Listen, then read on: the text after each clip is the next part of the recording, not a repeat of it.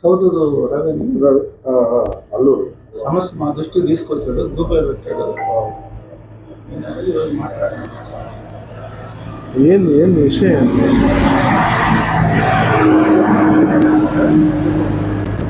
ఏంది పెద్ద విషయం? అది పీడబ్ల్యూ కలపవు దాని ఇప్పుడు 40 ఏళ్ళ కాలం ఇచ్చి ఓకే దేవస్థానం ఉంది కదా, ఈ టెంకాయ చెట్ట కాడికి చుట్టూ రౌండ్ ఆఫ్ ఊరు ఉంది. ఫస్ట్ పెద్దోళ్ళు నేను చనిపోయారు. 15 రోజులకి ఇందిరాగాంధీ వచ్చిన తర్వాత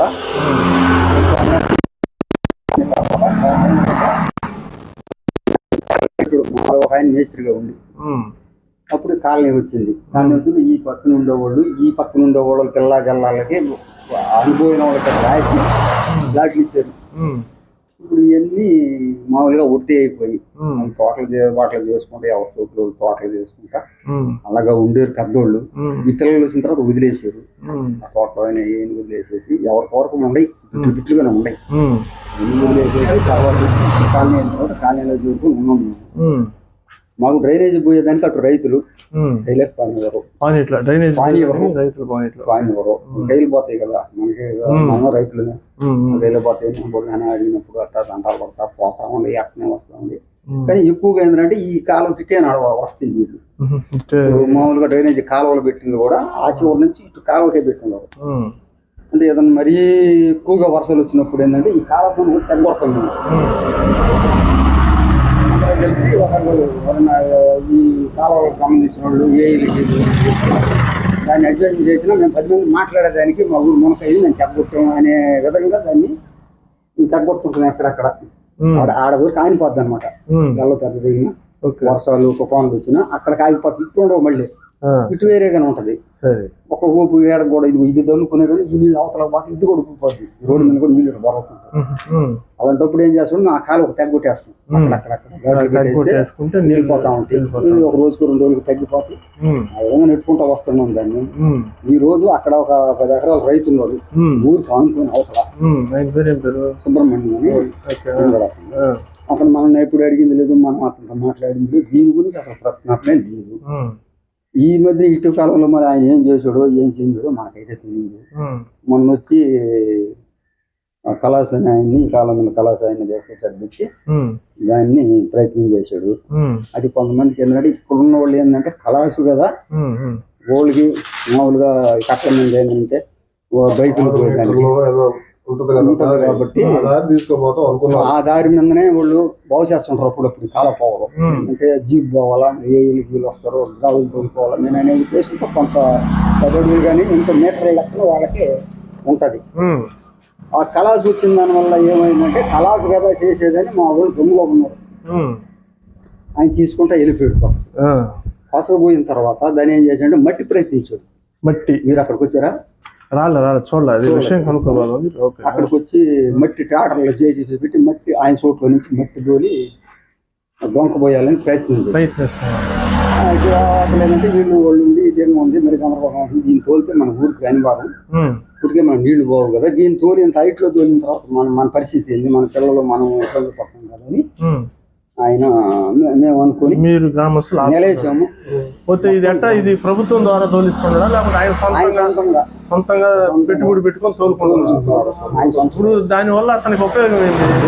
ఆయన పొలంలోకి బాట అధికారం, ఆయన పొలంలోకి దారి ఆయన సొంత వేరే వాళ్ళ కావాలంటే ఆల్రెడీ ఉన్న స్థలం ఉంది. 20-30 ఏళ్ళ నుంచి లేని దావా ఇప్పుడు ఆయన ప్రయత్నించాడు. దాన్ని ఆపాము. మీరు ఆపటానికి లేదు, నేను ఎవరో కాలం మీద ఆయన ఎవరో తెలియదు, నాకు ఎన్ని పెద్దగా తెలియదు. ఇక్కడ నేను పర్మిషన్ తెచ్చుకున్నాను అన్నాడు. అని కాదు, నేను పర్మిషన్ తీసుకున్నాను, మీరు ఆపేదానికి లేదు, నేను తోలేదు అన్నాడు. మేమైనా సలహా పోయాము.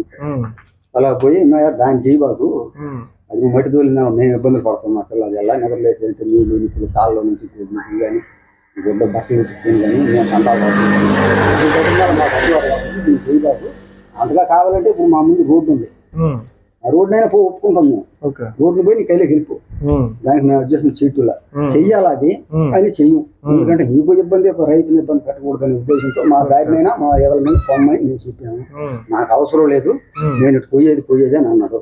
నాకైతే ఆపేసివా, నువ్వు ఏ కాడ పర్మిషన్ తెచ్చాను, ఎవరికైనా పర్మిషన్ తెచ్చాను అన్నావు కదా, ఆ పర్మిషన్ ఎవరు వాళ్ళు వస్తారో అంటే మేము పోయి తెలుసుకుంటాము, తెలుసుకుందాక ఆపేసి ఆపారు.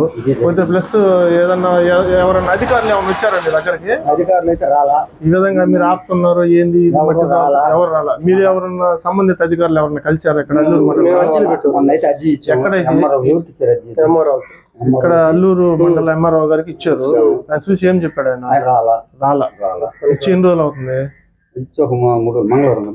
మంగళవారం రోజు ఇచ్చారు. ఆ సమస్య మీద ఇంతవరకు మీ స్థానిక ఎంఆర్ఓ ఏది పట్టించుకోవాలి ఇంతవరకు.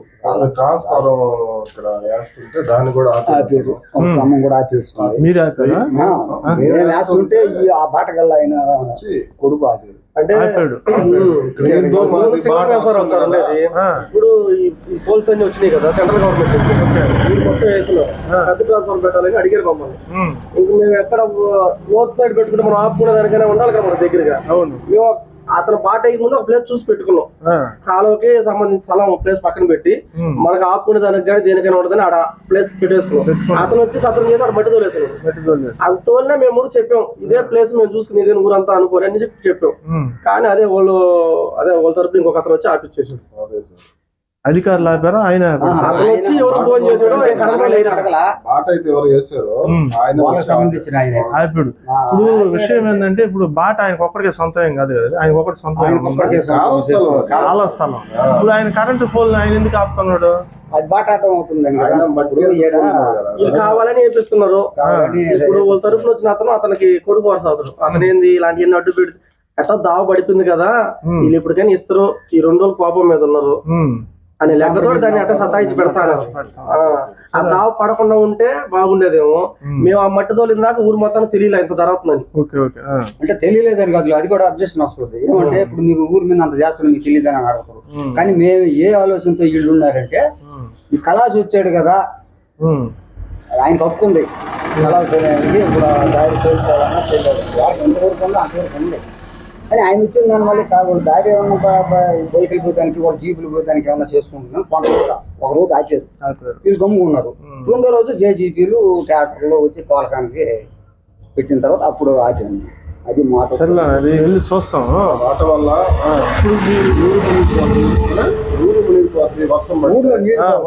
వాటర్ ఆ కాలంకి వస్తాయి.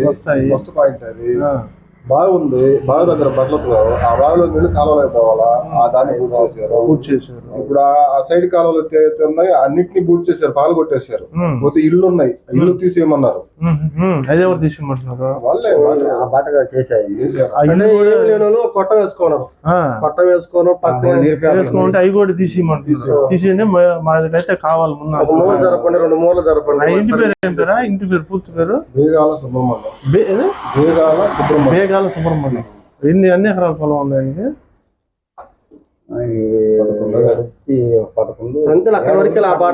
11 ఎకరాల పొలంకి ఆయన మనుషులు మన నిరుపేద యానాదులు ఏమైనా పర్వాలేదు, కానీ ఆయనకి అన్ని విధాల సౌకర్యాలు కావాలా.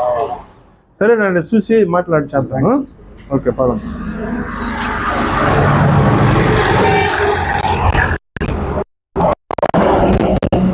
గ్రామం